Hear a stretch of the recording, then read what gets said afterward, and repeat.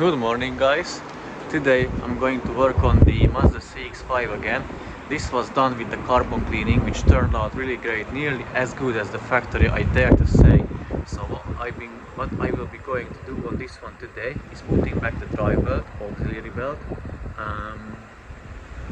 then changing the coolant for the owner. We'll ask him later if he wants that gets changed. Changing one injector and show you how to code that. Cleaning the DPF, but more on that later. And also changing the intercooler pipe. Maybe just the bracket, but or the whole pipe. I'll still have to decide, and we'll let you know. I contacted the owner and confirmed with him what has been done to the car because it wasn't quite clear. So 3 out of 4 injectors were changed by Mazda. He still doesn't know why, and he still doesn't know why the last one wasn't changed, so we're going to change that last one and code it in. I'll show you how to do it exactly. I asked him about the cleaning, what cleaning was done. He said HHO, like a hydrogen carbon cleaning was done, which could be seen. It definitely helped. I must admit it, I have to say it helped, definitely. So yeah, let me put back the drive belt real quick, then change the one injector, code it in, and then inspect that pipe and change it as well. I'll do that off car, show you how to change it, but I'll change it obviously in the car, but show you how to do it off the car because I got really tight space there. And once we are done with everything what I just mentioned, I'm going to do the DPF cleaning. Well, the drive belt is on. It took, I don't know, maybe 1 hour just to fiddle it back. It was very nerve-wracking. It didn't go smooth anyway. So now let's talk about the pipe which goes there. It's already removed, as you can see. So I removed the overflow reservoir, that one. Removed it so I can have better or greater access to the pipe itself. It connects down there. Let me try to focus. Yeah, it connects down there. So let me show you. So here it is. This is the old and this is like the new or the both one. And what the issue was that this white plastic thingy was broken from inside on this one. So what you can do, you have more options. Undo the clip on the bottom and remove the whole pipe, fiddle it out, or you can just undo the clip on the top, push down the pipe a little bit, and then remove this section and put back to your old one. I'm not sure what I'm going to do, but I think I'm going to remove the new this one, the bracket from the new pipe which I bought, and put back to this one as this, because I don't know any history of this pipe, so I feel safer if I transfer that one, the bracket, to the old pipe which was functioning properly. I don't know if it has any leak, crack, which I can't see. It doesn't really matter. So I'm going to undo the clamp or a clamp 10mm nut bolt, undo it, transfer the bracket exactly the same way as it is, so, and then put back this bottom clip, tighten them down, push it back. And few of you are like asked how this one was working. So basically it is on the car. If you're standing in front of the car, it is on like this, and it has two positions. Here is this tab or ear which you can press either side. So if it's closed, it is okay. So I asked my brother-in-law to help me. So this is closed position, and when you undoing it on the car, when you're repairing it or like removing it, you first twist it this way all the way you can. It stops here. I don't know, the camera stopped for a reason, so for some reason, so try to explain one more time. So it is on like this on the car. See here this tab, it stops it in the closed position. Again, open it this way, it stops it here. And now you can pull it down from the intake manifold. And once you are putting it back together, you push it down all the way so that this one is touching the surface of the throttle body, which is mounted to the intake manifold from the bottom. So it touches all the way as much as you can do, and then twist it back, and then just to make sure, double check if you can pull down the pipe. If you cannot, it is good.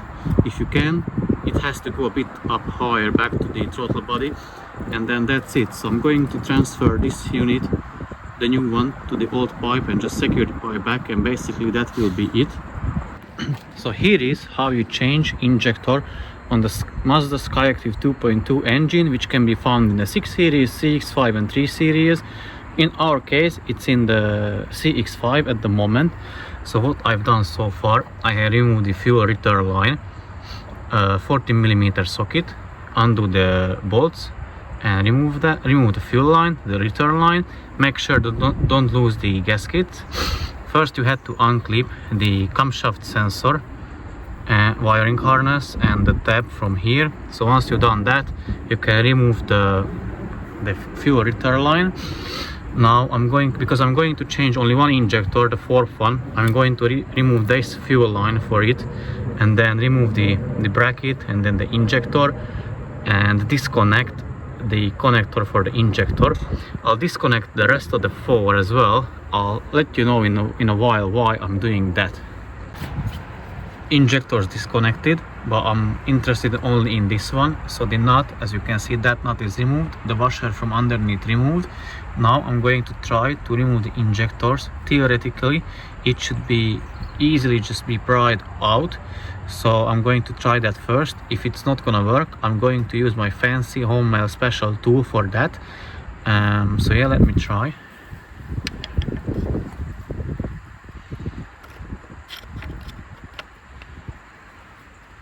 Okay, it's loose now, so I just can remove it and replace with the new one, which I will tell you a bit later about.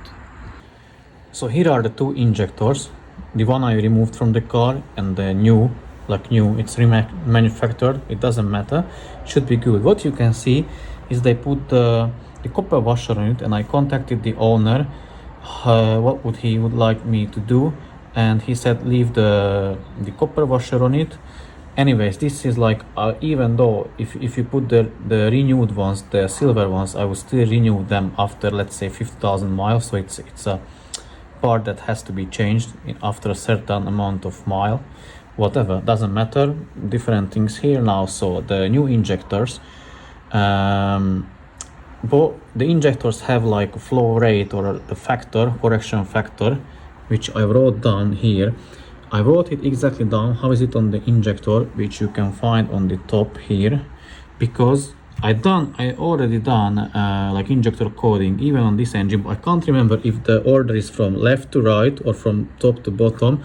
So I'll connect my scan tool, because the EC will still have the old one in the system. So I'll check what's the order, from left to right or from top to bottom, and then I will know how to put it there.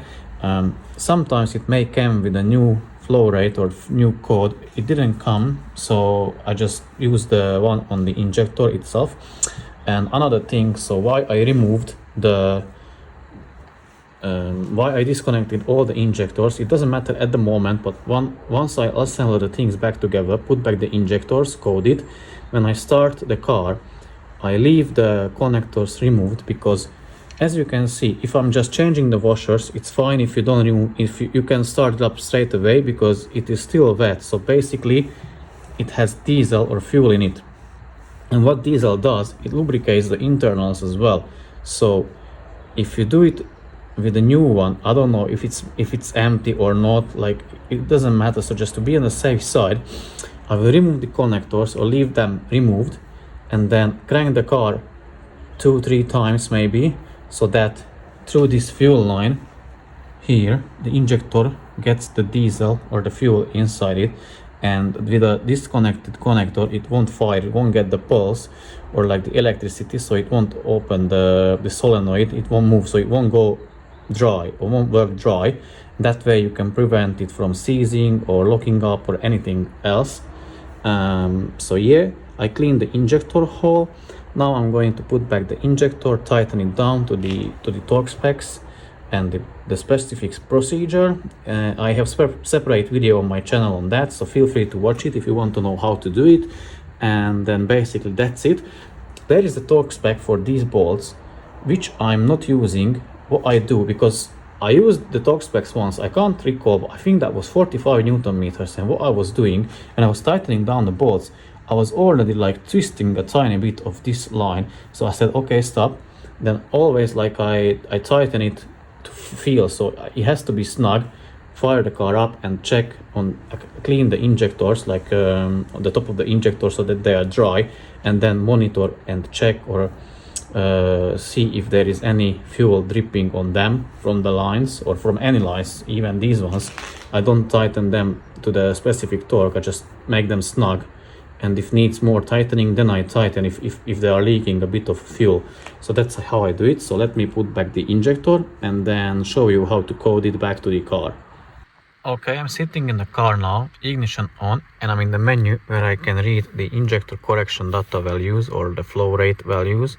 I had to use my Autel machine or Autel scan tool because the X tool like couldn't write it or read them.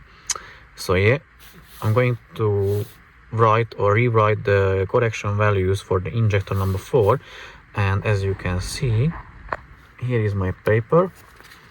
I wrote down the old ones, so 3C09, 130A.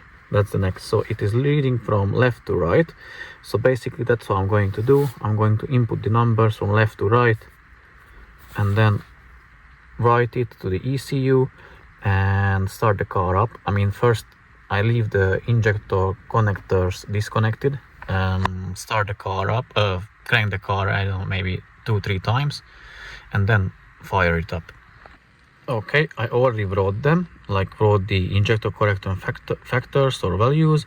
It took me less than a minute and just came back to the same menu point just to double check. And as you can see, 3C03, look at the bottom one, 3C03, 0801, yeah, that's the one, it's good. I'm going to crank the car now like 2-3 times and then connect back the injector connectors and assume that is done, and hopefully it will be good, obviously. And also then I'm going to change the, I'm going to clean the DPF. Now we are running.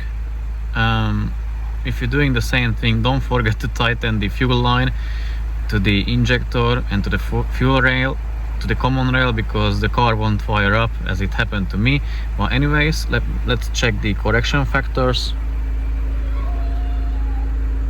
So this is the injector which was changed, and it is like in very good range. As you can see, all of them are in quite good range. So now it should fix the issue with the DPF, filling the DPF and like regens, like very frequent regens, DPF regens, and oil dilution, but I will be explaining that a bit later.